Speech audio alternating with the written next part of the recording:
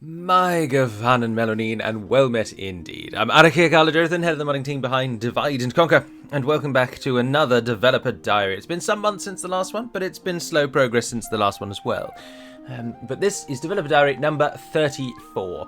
Now, as usual, if you've not seen one of these before, or if you haven't, going to recap anyway, we're going to deal with changes to the campaign map first, which will just be me scanning around the campaign map, going to the various different changes. And thereafter we will then jump over to the battle map. Now, fair warning, this time there's very few battle map changes, but there will be a timestamp in the description if you just want to jump to the battle map, or if you want to jump there later when you come back, for example.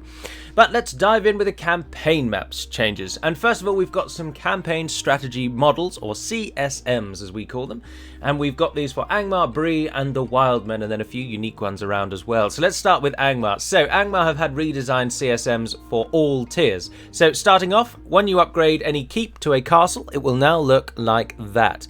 A nice little outer ring with a sort of Mott and Bailey's type effect, with the castle up on the hill above.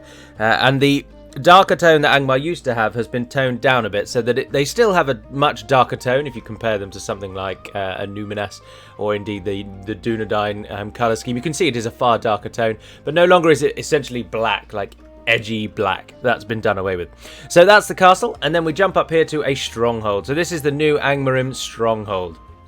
A much more defiant looking beast with very cool towers dotted around the wall, and particularly around the main castle structure in the centre. Again, you'll note that even the buildings are darker as well, but no longer are they darker in a way that says, you can tell I'm evil because I'm black coloured. That's gone. Instead, they're sort of a more just a grey-brown kind of colour, and no longer does black equals evil, which is what most fantasy games, and indeed we have even done on Gondor, where the walls indeed are black. But then we move to the towns. So the first one is the town itself. There is Gobadrine, which I've used as a town. And you'll note that, again, the main theme here is that the colour scheme has been toned down a bit. So it's more of a grey than a straight black. And it's got some of the models from Battle for Middle-earth recreated quite nicely in the centre there. But a simple wooden wall around a town. Next up, we have the large town, which takes on this more defensive kind of approach. A small sort of outer wall there, but a much thicker main wall. Some cool towers again, and the structure in the centre has upgraded. And then we move to a city over in Barchaleg, where you can instantly see a difference. Stone walls all the way around. Again, those towers make a comeback, which is very cool. A nice little, an interesting shape, which I like, because then it helps individual nations stand out from others. And then lastly, the large city is here in Nothroclaw. Again, you can clearly tell just by looking at them what is what. This one's got another segmented off section in the corner where again the keep resides, and the elite dwarf obviously makes sure that the flag is always showing off of the sort of central structure, so that gives you an indication. But the wall on the outside there, I believe at the minute is being discussed as to whether that should be maintained as a stone wall, because as you can see on this one, there's a stone wall in the corner, and then when they upgrade to a large city, for whatever reason, they downgrade their stone wall into a wooden one and bring the stone wall in. And I think that might be changed. I'm not entirely certain, but very cool nevertheless.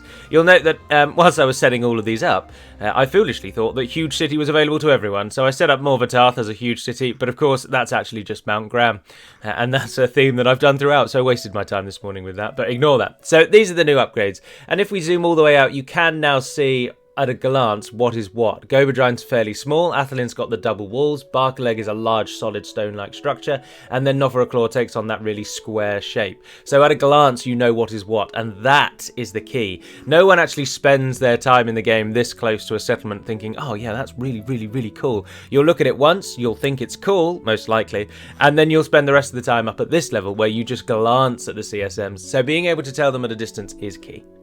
Right, let's move on to Bree then. Well, first of all, we'll start with the unique ones. Bree itself has been remodelled. Bree obviously is we know what the design of Bree is. There are two key hills, the outer wall is a hedge, and that's about it. So the Elite Dwarf has just improved some of the textures on Bree, so you may be forgiven for thinking that actually nothing is different about that. But there is a change. It has been improved and adjusted. Also, much of the Hobbit work has been redone. So Hobbiton has been redone slightly to improve the way that it sort of blends with the campaign map is the chief takeaway, really. But Hobbiton and also the standard Hobbit villages, if we find one of those over here in Longbottom, those have been edited and adjusted and changed as well, so they stand out now as the actual village. Obviously, it's got a banner and it's got a name, so you know that's the village.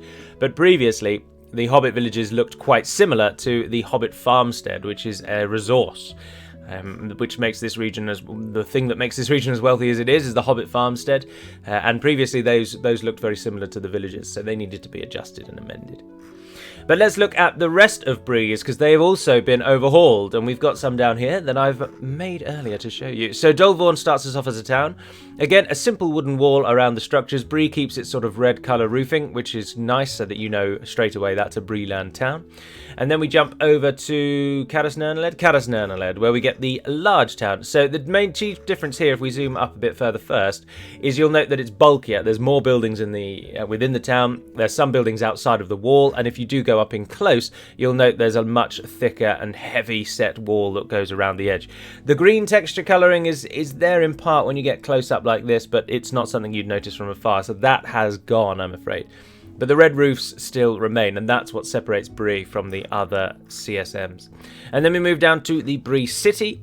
And again, the key change here is that the wall is bigger and thicker. And you'll note as well the actual settlement is larger. So looking at these three, you can see that they're growing in density and size. So not only is the settlement it has a bigger footprint on the map, but there's more things within it. And that's a key indicator of your growth. And then we come down to the last one, which is Siduri. And as I mentioned, I also thought Huge City was available, so I made Londere a Huge City, but it is in fact Bree. But there's the Huge City, instantly recognisable as a Huge City because it's got the double layer walls, much thicker primary wall for the city itself, with those harder and stronger towers. And again, much bigger in size, a huge footprint compared to Bregost, and denser. So there's that clear progression throughout. They're getting bigger and then more people are coming to live in them. It's perfect, absolutely perfect. And then we move over to the castles. So the standard castle for Bree looks like that. A simple affair with a nice heavy wall, a lot of wood going on there, but there is some stonework. And then from Cor Willishar, we jump down to Argond, where we will find the stronghold, much stronger, all the walls upgraded to stone, and then but a wooden wall on the surround outside. So similar theme to the towns really if we zoom up. It's just much larger, bigger footprint and denser, and once you actually get close in you can quite easily tell that there's stronger defences, thicker walls, things like that. So that is the Breeland CSMs that have these have all only recently been changed as of this week actually, so had I recorded last week you wouldn't have seen any of this. But moving on to the Wildmen, we've seen the Wildmen in parts through my Let's Plays, but let's now actually look at the progression as it should do on a map. So the Wildmen CSM town is that one there. Now the Wildmen are unique in that they've got a non-circular town. It's a bizarre shape. It looks a bit like an egg on its side. So that's the town. Simple structure, simple wooden walls, simple buildings inside. We move up to a large town. The camera is so annoying to control on the campaign map. We move up to a large town where it gets a couple of towers. Some people are now again living outside the wall, which is not a feature. The keys are even worse, which is not a feature on the town. So the towers are the key giveaway. If we zoom up to get a look at the two together, you can see they do actually share a lot of similarities, but the buildings on the outside are a key giveaway, and there's a couple of towers which you can just about make out. But of course you can always hover over it to find out what it is. It's not the end of the world.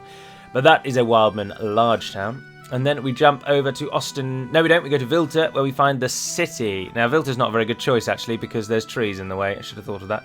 But the city, you can tell straight away because it's got, this huge gatehouse here with the white colouring of the stone coming through. And also something which is a little obscured from the trees, and I should have thought about that, but it's done now. Excuse me, sorry, is that there's a sort of keep up in the top corner of the city. So it takes on a far different shape if we look down at Dorthalu. You can see the white gatehouse even from afar, and you can tell that it's a completely different shape with the keep up in the top left. Also note that the flag comes off of the keep, which has changed its location up into that left-hand corner. And lastly, the large city, a much better location with few trees obscuring, is Ostinaru, where I've used as a large city. Now, this has kind of been tilted, so even though it looks like they've moved the keep from the left to the right, just imagine that actually the town has just been rotated. So our view has been rotated, if you will. Keep still up in that top corner, and much thicker walls all around. If we zoom up above, the fact that the keep is in a different corner helps tell massively. But again, it's a bigger footprint and it's denser, which gives away instantly that it is a large city. And if you are wondering, the Timurids, who have kindly provided all of these towns for this showcase, the Timurids also give Imladris. And there is Imladris in the heart of Rune, where it belongs. Anyway, enough of that. Let's go to the castles then to round this out. The Wildman castles. Now, these were amended before I started playing as Anduin, but then actually the Elite Dwarf has come back and amended them again. So this is a standard Wildman castle now. The white walls are the chief giveaway, and it retains a similar design to how it was before, with the Motte and Bailey theme again, with an outer ring and then a small hill in the centre. And then it upgrades to a stronghold over here in Logarth, where it just directly upgrades. Much bigger walls, a few more buildings inside. And if we look at them both on the map, the chief giveaway is the density rather than size. So they occupy a similar footprint, but the stronghold is denser, more people inside. You can also tell there are a few more towers jutting up and a few more structures which you can just about see. So it still gives that breakaway and that difference. The last two CSMs to look at before we go through some generic nation changes are Bjorn's Halls. Bjorn's Halls has barely been changed at all, except the Elite Dwarf changed the wall to fit with the other Wildman settlements, so it's got that sort of grey brick colour with a little bit of white colouring along the top of the wall, and it also fits in a lot better with the surrounding terrain now, so it blends better with the terrain, which works in the summer, the spring and the autumn, but when you move into winter it stands out like a sore thumb because CSMs cannot change colour and the map does. So all that little green edge that you can just see under the wall, that will remain green, so Bjorn's Halls will stand out, but there's nothing we can do about that. That's just a problem with the engine, sadly. And lastly, Roscabel was also slightly amended. I'm not 100% sure what's been changed because I don't really remember what the old one looked like, but Roscabel has been amended as well and looks different on the campaign strategy map. And lastly, Fenholm. Fenholm also has a unique. You may be forgiven for thinking that looks the same as the other Hobbit settlements, but it doesn't. It is different. So that is slightly different to the Hobbit settlements over in the Shire. So those are the campaign strategy models. Now we're going to run through a ream of changes which are just affect lots of different factions all at once. So do strap in as we go through. So the first one is the Farmhand Pikemen. Farmhand pikemen have been retooled. They now function as quote-unquote real pikes. They've been given the long pike trait, so they actually work properly. Their stats have been slightly adjusted to make them similar to other Tier 1 pikemen, rather than absolute trash. They are still the worst pikemen in the game, arguably, but their stats have been improved. But chiefly the reason I'm talking about them is because they've been made a Bree-only unit. They've been taken away from everyone else, and now only Bree can train them. They've been given a slight tweak to their visuals, which we will see in the second half, as well, to make them fit in a bit better with Bree. Moving over to the Wood Elves, we'll talk about the Wood Elves in detail in a moment, but just primarily, first of all, Legolas has now got Hinnydour as his bodyguard once again, Legolas over in Torfilin.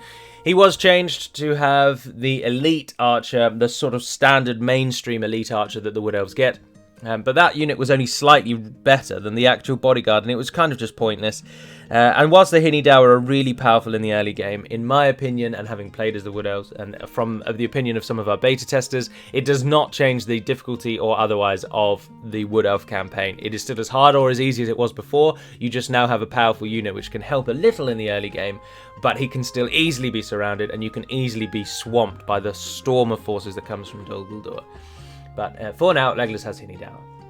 Ballastai and catapult crews across the world, provided they are controlled by humans or elves, now have colour-coded designs, and I will try and show a couple of those in the second half as well. But for example, the catapult crew for Dale will now be blue in colour, the one for Bree might be green, and the one for the High Elves might be sort of a purple colour, the Lothlorien one will be grey, the Sylvan one will be green, etc, etc. This only applies to humans and elves because they have to share the same unit, and all of these do share the same unit. We can change the colours but not the models, and so that's what we've finally done. Hummingbird has gone through and changed the colours for them all. So now your Ballastai crews will now stand out apart from one another, which is nice. The white hand on the Isengard town centre flag has been rotated so that no longer, you can't see what I'm doing, but now it is upright. It is vertical. It is no longer horizontal, which was an oversight in the original Third Age team's texture work. I don't know how they missed that, but the hand should always be vertical like it is shown on that flag there. But in the town centre maps on the actual battle map, it was always horizontal and it just looks silly, so I rotated that. Harad's Trollmen General that comes as part of their script, so the one that comes when you've got a certain number of settlements, you get a Trollmen General and you then can unlock Trollmen. He now comes with Trollmen Champions instead of Warriors, so the really elite Trollmen unit rather than the standard Trollmen unit. Additionally, one of Harad's 3 starting generals has now been given Serpent Bladesman as his bodyguard, so you've got 2 cavalry and 1 foot, so that you can do a little bit more with it. You haven't got to just have cavalry throughout, because of course certain bodyguards perform better in certain roles, and foot bodyguards perform much better in siege defences. So it allows you to actually have a chance to use your general in a siege defence if it comes to that. Cavalry in siege defences are notoriously useless, and they'll either do nothing inside the city or they'll die on their own outside the walls. So having an infantry general allows you to defend certain locations just a touch better. The 3 units that Boromir starts with at the beginning of the game, the 3 Gondor units, so spearmen, infantry and archers, they've now been given full upgrades, so they start with full golden armour. This is so that you can see what your armour will look like at the end of the game. It's important to take a drink. Right, skin changes. Skin changes for the Anduin have been given a much, much bigger mass stat.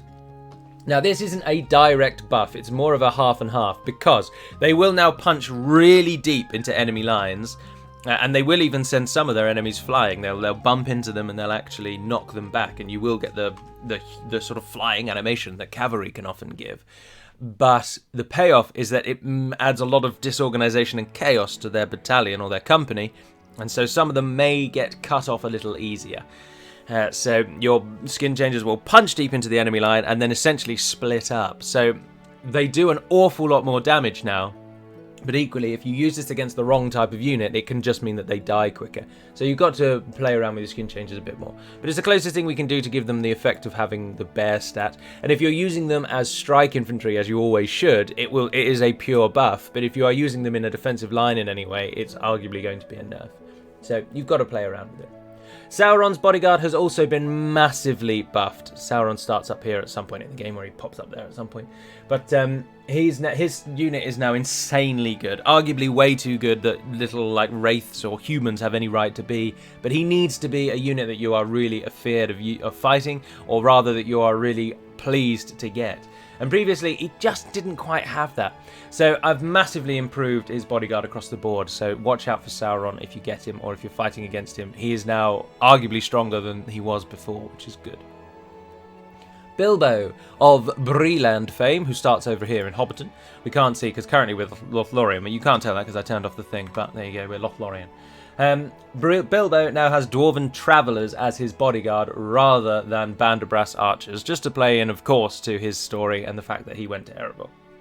The trait dislikes Gondor no longer mentions the word Númenórean, and that's because the Ar-Adonayim would get that trait, that they hated Gondor, and it would then go on about how this man absolutely hates anyone of Númenórean descent, when of course the Ar-Adonayim are of Númenórean descent. And I only mention that just to let you all know that we do read the suggestions channel on Discord. Sometimes we don't read it each week, we might wait a month and then read back a whole month's worth. But this was a suggestion that was put on Discord, and I thoroughly agreed, so got the changes made. So dislikes Gondor trait, doesn't mention Númenor anymore.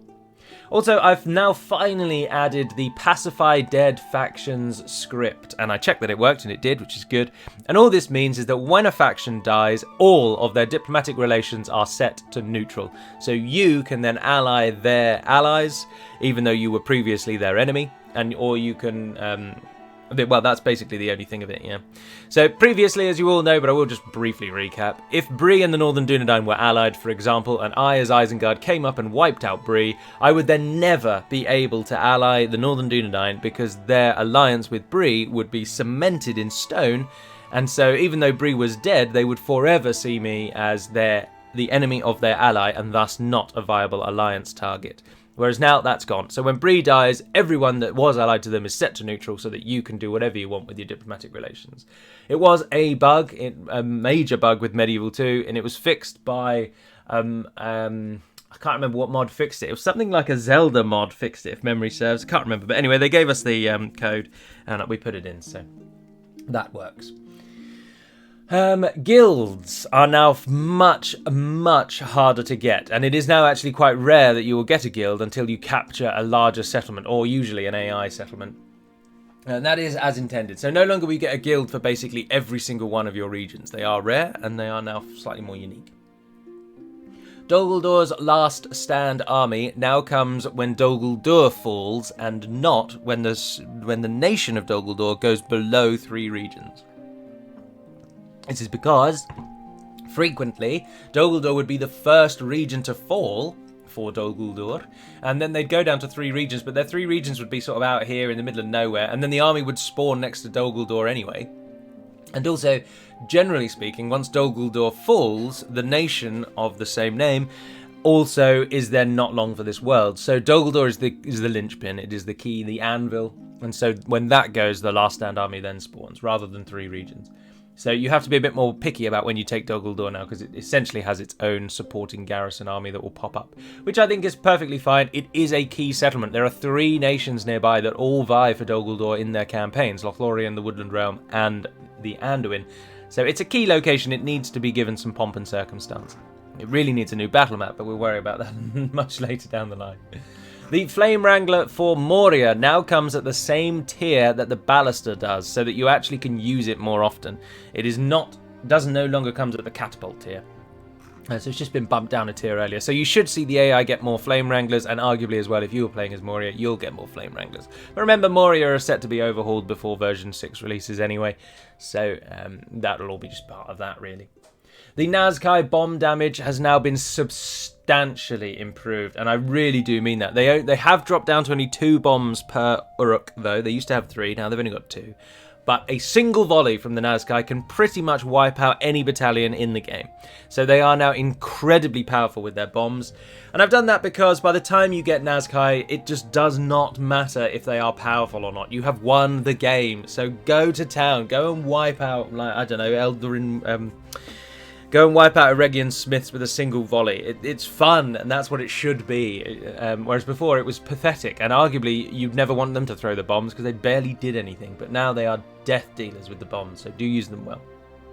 Also, the Uruk Reavers can now be trained from the Isengard Lumber Camp, which is a minor change, but if you build the Lumber Camp, which allows you to hack down Fangorn Forest, then you get the Uruk Reavers, just a thematic change.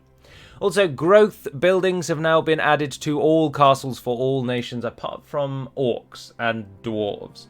So everyone else other than the orcs and the dwarves can build a growth building in their castles, so that their castles can now gain population as well and grow a little bit quicker. I find castles take forever to grow. Towns don't tend to be a problem, castles do, but now they will grow slightly quicker, which is good. The Ar Adonayim conscription system has been redrawn across the board, and the units that are available have been reselected. Hummingbird has gone through every nation and chosen 4 units only. So every nation only gives 4 units. Now, Gondor and Dol Amroth don't count amongst that because obviously they have unique. The Ar Adonayim get quite a lot of their units with rethemed visuals, but all the other nations only give 4 units. 3 of those will be a tier 1 unit and 1 will be a tier 2 unit. So you're getting mostly trash, but it fills holes in your roster, and it is themed to the nation you're taking them from. So if you capture Dale, for example, you'll get a lot of archers. If you take Enedwaith, you'll get a lot of javelin units, etc., etc. And generally speaking, you will always get 1 tier 1 cavalry unit, because of course the Adonayim have terrible cavalry and it's their biggest fall down, so they use the conscription system to fill that hole, and you'll get cavalry always, where possible. And lastly, from the generic changes, Camul's Shadow Rangers can now be trained anywhere. They're no longer just Mirkwood only, and this is the same as the Shadow Guard, so both the Shadow Rangers and Shadow Guard can be trained everywhere, and they come out of a new building called Shadow's Calling, which Dol Guldur can build. So they've just been put into their own barracks, but they can now be trained everywhere. We are trying, where possible, to move away from AOR units. We did, of course, trial a building that allowed you to retrain AOR units, but it led to insane numbers of crashes for Gundabad, and it just wasn't worth trying to painstakingly go through that and work out why Gundabad was crashing for that building for such a small utility. Some nations barely get any AOR units, but where possible, I'm trying to move away from AOR units completely. I understand that they are way too restrictive. The units you then barely ever get to use, which is a waste of our time as well. We've put all this time and effort into creating a unit that you never play with because it only comes from one place. So I don't mind things like mountains only or forests only. I think those work. There's plenty of regions that have those, so it doesn't matter. But the one region units we're trying to move away from. And this is another aspect of that. Right, and then the two major things to talk about since the last developer diary are the Woodland Realm script overhaul and Enedwaith. We'll deal with Enedwaith second, because of course if you've watched the Enedwaith playthrough you know what happens. And similarly if you watch the Wood Elves, I've talked about it, but we're going to talk about it for the developer diaries for those that don't watch the Let's Plays. So the Wood Elves have been slightly tweaked for version 6, and they will then be readdressed fully in version 7, is the plan. So this one is only a minor change, but the Wood Elf script now allows you to merge with the other nation. So you will be given your choices as usual. The start of the script hasn't been edited, and that's what needs to be changed later. But at the start of the script, of course, you've got to send your diplomat, you've got to be allies with the other nation, then you send your diplomat down to them, and then they say, oh, you're going to be attacked, do you want some support? You say yes or no, although you should always say yes. You'll get some troops, and then your capital will be attacked by an army from Mordor, and you'll need to defeat the general that leads that army. Obviously, you need to defeat the army, really, but it's the general dying that triggers the next step of the script, so you need to kill the general. And when he dies, it moves on to the next stage. And in the next stage, you then get to accept or reject. So the changes are thus. If you now accept the Woodland Realm script, you will merge with the other nation, which means all of their regions become your own. All of their generals become your own. And any of the units that you can train from theirs stay with you. Everything else is disbanded. So, for example, we are Lothlorien. Let's turn the UI back on. If the Woodland Realm merged with us right now, for example, they would get Haldir, they would get Celeborn, and they would get these 3 units because the militia units the militia units stay. They don't get disbanded. But they will lose their custom bodyguards. So your generals will lose their custom bodyguards. That's the only downside, and we can't change that. That's just the way the script works, I'm afraid. Ah, dear. So if you accept it, you get all of their regions, and you get a set number of units, which I'll talk about in a second, or in just brief. But now, if you reject it, the path is a little different. You can train your elite unit everywhere. It is no longer restricted to just Thranduil's Halls, just Dol Guldur, and just Caras Galadon. You can now get it across the whole world. It requires 75% culture, though, so it will take you a long time to get it in most places. Sorry, just rehydrating. Additionally, you can now build a structure called Yavanna's Garden, which is an insanely powerful building. You can build it in Caras Galadon, Dol Guldur, and Thranduil's Halls, and it is really, really powerful. And its chief gift to you is Ents. So you can train Ents from these 3 locations, and it gives you huge swaths of bonuses to your entire faction and to the specific region that you build it in. Now, that will be changed in version 6. This was just a minor redraft to balance it so that merging with the other nation, there was something on the other side. So, let me start that again. I wanted to make it so that whether you accepted or rejected, both options were actually viable. Previously, it was a no-brainer. Accepting it was always the better choice. Yes, if you rejected, you got 1 powerful unit, but you only got it in 3 places, so you'd barely ever use it. Whereas if you accepted, you got 4 or 5 units from the other elven nation. It had a lot more variety, it was a lot more fun, it was better. Now we're trying to make it so that both options are viable. The units that you get are as follows. As follows. If you're playing as the Woodland Realm, then Lothlorien will give you their elite Galadhrim swordsmen, their elite Galadhrim guards, Lorien scouts, and sentinels of Kerin Amroth. Lorien scouts are cavalry, by the way. So you get a 2-handed sword unit, you get the guard unit, which I think is a spear and shield, and you get sentinels of Kerin Amroth, which is a mid-tier sword and board unit, which helps Woodland Realm a lot. If you're playing as the Woodland Realm, then Lothlorien... If you're playing as Lothlorien, then the Woodland Realm will send you the Elven King's Axe Guard, the Elven King's Gate Guard, the Woodland Horse Archers that they get, and the Maithor I Thewar. So you'll get some... the units plug each other's gaps. So they will help out your nation no end. And those units no longer come from a unique building. They are now just in your barracks. So they will just be added to your barracks, and if you've got high culture in certain places, you'll be able to train them straight away. So that's the benefits. So minor change to the Woodland Realm. The rejection script is now more viable, and the acceptance script now gives you the other nation's entire holdings. It is very much a test run for the Reunited Kingdom, because that is very much how the Reunited Kingdom will work. And then lastly, we'll briefly just go over Enedwaith. I'm sure I've talked about this before, but we will just touch upon it. So playing as Enedwaith now, you start only with Alkford. You are then charged with conquering and securing all of Enedwaith, including Dunland. You are no longer a neutral faction. You are now shoehorned into going to war with Dunland in basically every game. You need Dunland in order to unite. So your recruitment system has been slightly changed as well, because each region is now... We focus a lot more on the clans, and all of this was done by Lord of Links, our latest modding team member, so we're grateful to him.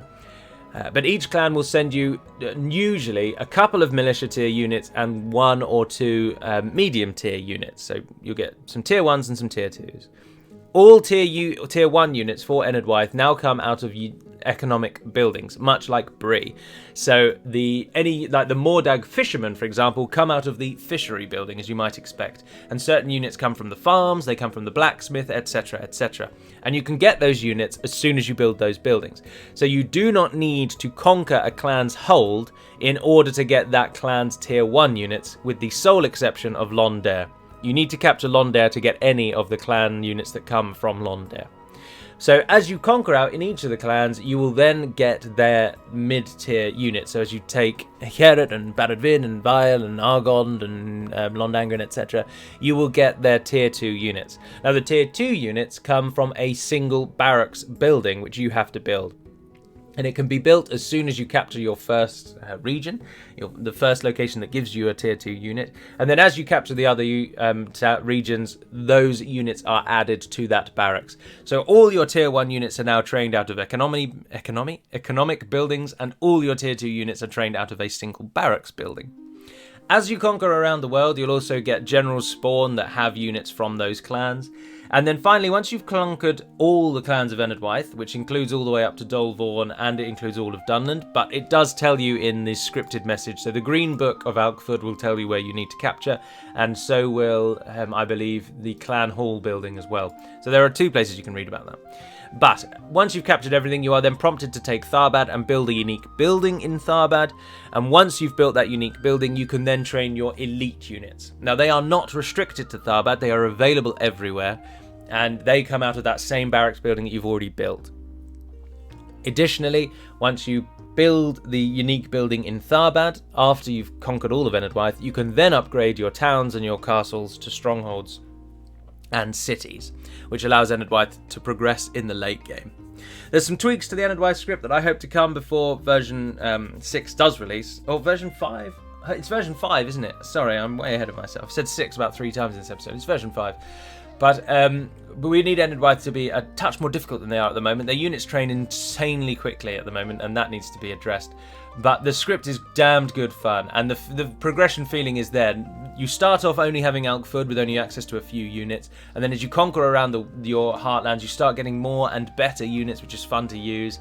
And then finally, once you've taken down Dunland and conquered Tharbad and re-established the Tir Crocoil, a unique building there, then you get these 4 really elite units that are very good to use and make Enedwaith viable in the late game.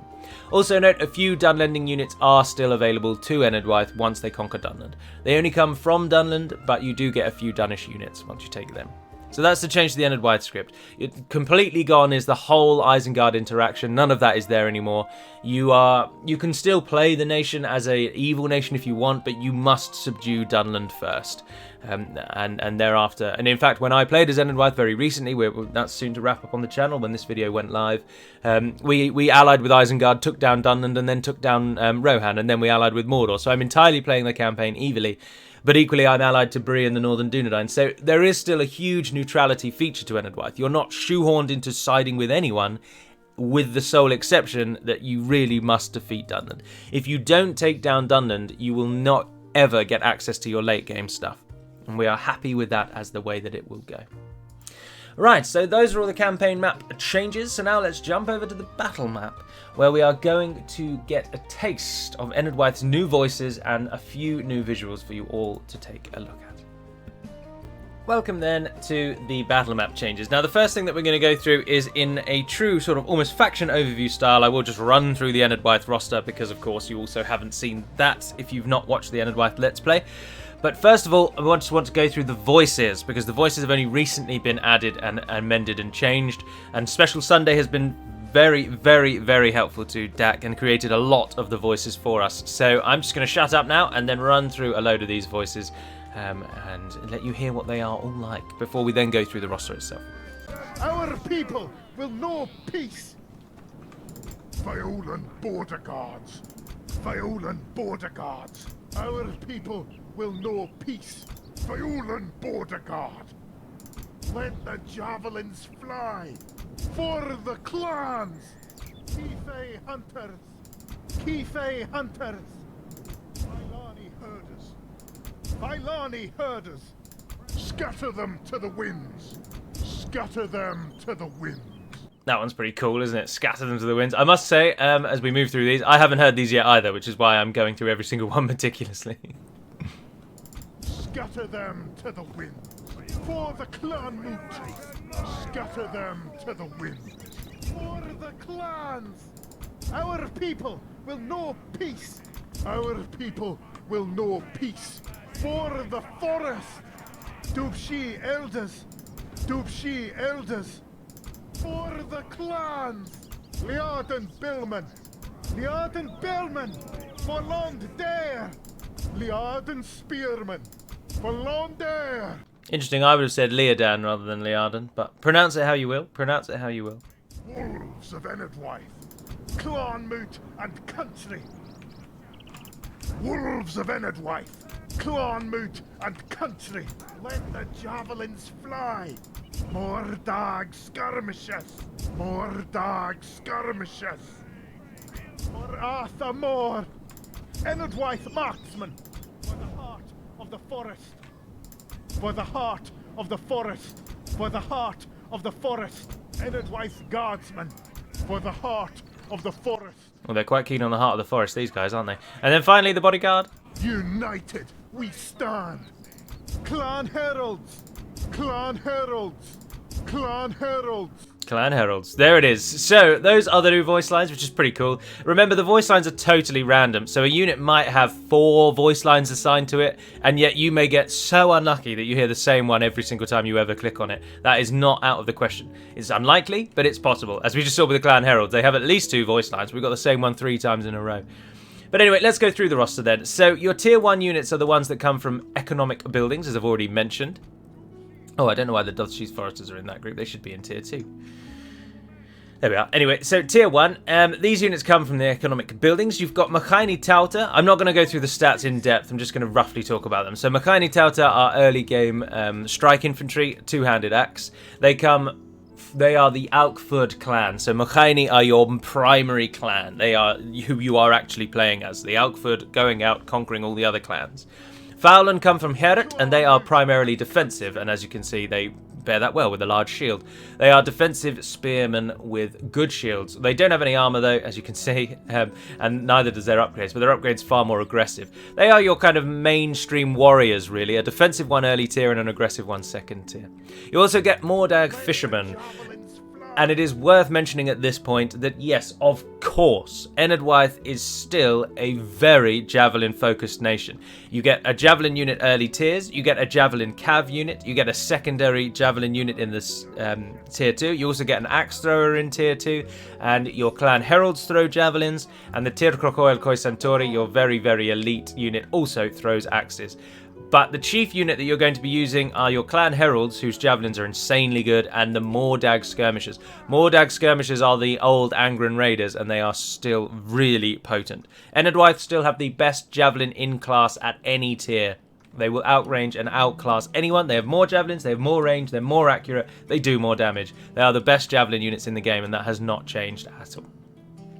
You also get an archer early tier. Kife Huntsman, although actually what I am just going to briefly do is just mute the sound, sorry, and then return, so that we don't get the sound effects and battle noises. But the Kife Huntsman are your early tier archer and one of your main line archers. You don't actually get many archers, you can see there's only 3 dedicated ones, but you make up for that in having loads of skirmisher tier units. All of these units, as I say, do come straight away. You don't need to capture any regions to get any of these. You also get Failani Herders, who are your mainline cavalry unit for a long time. Cavalry is not Enedwaith's thing, and these guys are not going to win any awards for their cavalry stats, as you can see. But they're javelin skirmish cav, that's what's the key about them. So harass the enemy rather than charge straight into them. Enedwaith's strength does come in harassment, skirmishing. You've got quite a few units that can still hide anywhere, as you can see from the roster. So there's a lot of trickery that can be done as Enedwaith. So do use that to your advantage. Oh, and Let us also just swap to the other UI for a brief moment so that we can actually just turn that off and get a look at the units better. Right, then we move to tier 2. These are the ones that only come once you've captured the certain region. Now, the starting one are the Mokaini and Baxtoy because they come from Alkford, so you get these straight away. They are a good axe and shield unit, and again, as I've said, they throw axes in battle, so you can harass the enemy with these as skirmishers. You also get the Dovesheath Elders. Now, Dovesheath Elders come from Dol Vorn, so you've got to go a long way to get these. You'll note that there is not a tier 1 Dovesheath unit, so their units only come at tier 2, which means you have to capture their region to get them. They are chanters, so they support the morale of all of your forces. They're pretty good in melee if they have to be, but there are only 47 of them, so do watch out for that. Your mainline attacking unit, as I say, come from Harad, which borders Alkford, so you'll get these very early on. They are Fowland warriors. They have the Falx, which was highly requested as a weapon, and they are very, very potent. Again, they're very aggressive, not much in the way of defense, all of it defense skill, so archers will rain hell on them. They're essentially a late game berserker style unit, but I don't think they're armor piercing. No, I don't believe they are, but just a strong strike. Right, then we come to the mainline defensive units at tier 2, and again, both of these require Londare be captured, and they are the Leodan Spearman and Billman, or I can't remember how he pronounced their voice line, Leodan maybe. But the Billmen are armor-piercing halberdiers, so excellent against cavalry and can hold the line very well against armoured troops as well. And then the spearmen are just good mid-tier spearmen. I don't really need to go through that. And lastly, the Mordag skirmishers, that we've already covered, are your best javelin units pretty much for the whole game. So if you can get these, as soon as you can get these, then do get them. I believe they come from Bile, or Vile as it should be pronounced, Bhaille, which is usually taken by Dunland quite early. And in fact, I think Dunland actually get as part of their turn 1 auto expansion. So you have to beat Dunland to get your elite javelins. But do not worry, because the Mordag fishermen are more than good enough to help you against Dunland. These guys are really, really powerful. And the archer at this tier are the Dovesheath Elders. Dovesheath Elders are fantastic archers and really, really, really useful. But again, they only come from Dol Vorn. They have poison arrows, so they're going to be reducing the morale of the enemy, which is nice, and good range stats and good archer. Now is also the time to talk about the Druidine. The Druidine are also available to Enedwaith once you take the Keefi homeland, which I believe is Caras. Is it called Caras? The region just south of Alkford. They come from that region only. So they can't be trained across the world. They only come from Caras, but they're really powerful. Their stats may suggest that they're not powerful, but trust me, they are. The morale reduction from their arrows is really, really good. But they have been nerfed slightly since I played as them with Enedwaith. Hummingbird overviewed their stats and brought them down a bit, so they aren't as good. If you have watched my Enedwaith playthrough, they are not going to be as good for you as they were for me, because they have been nerfed a bit. You also get the Filani war wagons, which come from taking the Filani homeland of Argond. You've got to cross the river and head north to get these guys. But remember, Enedwaith are really good on the water. You get a good alternative to the standard human boat. So you're not as good as Gondor or the Ardenaim or Dol Amroth or the High Elves, but you are better than everyone else. So your boats are better than a lot of other boats. You're one of the few nations that can actually properly train boats, and your dragon boat will teach people a few things. But primarily, you can use it to sail up and down the Gwathlo without anyone getting in your way. And so taking Argond isn't actually all that hard, is the point I'm trying to make. Of course, these are chariots. Chariots, I think, are actually useless in Medieval 2. They are thematic, they look cool, they work well if you know how to use them. But generally speaking, I think chariots are actually just a rule of cool rather than useful. They die really easily if the AI has any javelin troops or siege. They die easily if you forget about them. They die easily if cavalry cuts them off. They die easily in so many ways. They're very tricky to use. If you can pull it off, they are quite useful. If you can't, keep them away and just use them as skirmish cav, basically. Right, and then lastly, your elites. Now, your elites, as we've already mentioned, require the building of the Tir Crocoil, a building in Tharbad, which is spelt like that, as you can see there, Tir Crocoil, and then those are the Kosantori. But you get a guardsman unit, which again throws javelin. Now, the guardsman is as good as the old Enedwaith guardsman's javelin, so they are actually your best javelin unit, but you will likely spend most of your time with the Mordag rather than the Enedwaith. So get used to the Mordag skirmishers before you worry about these guys. But once you do get these, they are, simply put, the best javelin units, I think, in the entire game. So absolute powerhouses on the field. When they finish with their javelins, they're just spearmen. Solid spearmen. 22 defense, 7 attack. Kind of like Gondor infantry level. So your elite units won't be as good as uber units of the better nations. Of course, you still need to be slightly weaker than the other nations, otherwise you lose. Everyone will just blend into one. But you do now have units that can actually stand up at that late game. Now I'm just going to go through the archers and the cav before we deal with the Cossantori. So Enedwaith marksmen also come in at this tier, 17 defense, 8 melee attack.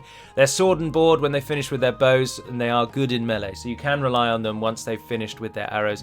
And arrow fire is up at 5, so not as good as human rangers. You're not an archer nation, that has to be hammered home, but still a relatively good unit. And then lastly, you get Enedwaith cavalry as well, late game elite cavalry, which will contend with other nations' late game elites as well, so you can stand up to others. 16 total defense, 7 attack, charge bonus of 10, which is pretty nice. So remember, these ones do take a while to get, but once you can start fielding them, you can at least actually have a cavalry unit you can rely on to do something, because those Filani herders are going to just die if you charge them into melee, really. And then lastly, the Uber unit, the Tir Crocoil Cossantori, come from Tharbad itself, or which will be renamed Athamor by the time you're able to build these. They are fantastic skirmish and then strike infantry. So they have a 12 missile attack, which is with axes, and I believe they're armor piercing. And yeah, effective against armor, which applies to the primary weapon, which for them is the throwing axe. And then once they finish with them armor-piercing axes, they have two-handed swords, as you can see from the image. Not armor-piercing with their melee, but they are armor-piercing with their thrown axes, which they're currently holding, as you can see there. A very, very good unit. They frighten enemy infantry. They are your unit that can deploy stakes. 15 melee attack, which is fantastic, and a 21 defense. They are fantastic strike infantry. A strike infantry that can throw an axe before it charges is always useful. And lastly, I don't know why I've included the Saraline Mercs. We're not going to talk about them. They're just Mercs. I just accidentally added them. Lastly, the Clan Heralds. These are your bodyguards. So they are Javelin units once again to hammer home Enedwaith's Javelin. So that is, if you are counting the cavalry as well, 2 Tier 1 Javelin units, 2 Tier 2 Javelin units, 1 Tier 3 Javelin unit, and then 1 bodyguard Javelin unit, and that's not including the axe throwers, of which you have 2 as well. So lots of skirmish units. That's very much Enedwaith's identity. Clan Heralds are two-handed swords when they have finished with their javelins, so they are sort of like a worse version of the Cossantori, but they get javelins instead of axes. They are effective against armor with their javelins though, and very, very powerful all round. A very good bodyguard unit. Right, so that is Enedwaith. Let us then go around and have a look at the other units that are all here on display today in this little showcase that we've got for you. Starting off over here is Rohan's Ballastai and Artillery Crews. I'm not sure if Rohan has been... Yes, they have been amended. You can see straight away Rohan's look almost identical to the base ones because they are the fitting colour schemes. There's browns and greens and golds for Rohan on their siege crews there. That will be much more important when we look at the next siege crews who I've brought along, because you'll then see an actual difference. We jump over here then to the Dwarves of Ered Luin, and I've brought the Dwarves of Ered Luin because these are the new Dwarven bodyguard unit for Ered Luin, the Tamunzahar Nobles. The name is unchanged, but their weapons are changed. They are now crossbow dwarves. Leading into Ered Luin being the crossbow faction, their bodyguards now have crossbows as well. When they finish with their crossbows, they are a spear and shield unit. So very, very defensible, and they're being ruined by whatever Ballastai crew is over there. So Ered Luin's bodyguard now has crossbows and spear and shield when they finish. And then we jump over here again, just showing these are the high elf crews for the siege equipment. Do take note of that, because we've also got, I think, Lothlorien here today, and we'll see what theirs look like. But this is the high elves one, which is the standard crew that we all know and love. I'm sure we all love. But we'll see the other in a moment. We jump over here where we find Dunland and Dunlending crossbows. Are they called Dunlending crossbows? Yes, Dunland crossbowmen. So previously these were Orthanc sentries. The Orthanc sentry unit was primarily for Isengard, but it has been cut and it has been given over to Dunland as a Dunland crossbow unit. They are a tier 2 medium crossbow unit, and they come from the level 3 barracks.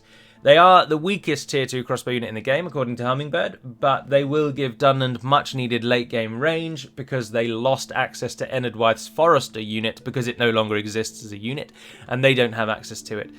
So the crossbows are now give Dunland late game punch power. which is nice. And then we come over to the Woodland Realm, where you can see instantly the change in the Catapult and Ballastai crew over the High Elves. They have a completely different design, green and browns for the Woodland Realm. I'm not going to go into massive detail about that, it's a minor change, but it just makes your siege crews fit in better with your armies. And over here we have the Breeland Ballastai crew, which is identical in colour to the Rohirrim one, and that is of course because Bree have the same colour scheme. It could also just be because Bree and Rohan haven't been done yet, so I'm not going to hover on that. But the reason we've got Bree here are for the Farmhand Pikemen. Farmhand Pikemen have been slightly respec'd in their design. The pikes have actually been extended, as you can see, and generally they've got more greens amongst them than they did have. They used to be brown and blue primarily, but now there's a lot more green to make them fit in better with Bree's colour scheme. I do have an upgraded one as well to see if they do have any upgraded visuals, but I don't think they do. No, they don't. So no changes to the upgraded visuals. And then lastly, before they die off, there is Dale's Catapult crew. So straight away you can see that there's blue amongst the colour scheme, and almost everyone's got blue where there was colour before. Still brown, I think, is the baseline colour, which is probably why Bree looks so similar to Rohan, because they also are green. So the base colour doesn't change, but the capes and this decoration on this gentleman changes colour, depending on the nation. So Dale, there you can see, changed over to blue, so they fit better with your army. And I believe that is it. Let's just turn the UI. I'm going to check my ally. Yeah, that was my ally. So those are the map changes, and then those are the battle changes. And that is all, I'm afraid. Very few changes to battle, to units. Dunan's overhaul yet to be fully effected, although I think Dunan probably has some changes. But I did look through the entire list and I couldn't see anything. But there we are, Developer Diary number 34. Hopefully there's some stuff in there that'll get you excited for version 5. But until we speak again, dear friends, Navaya Naden Pedimad Melonin, and farewell.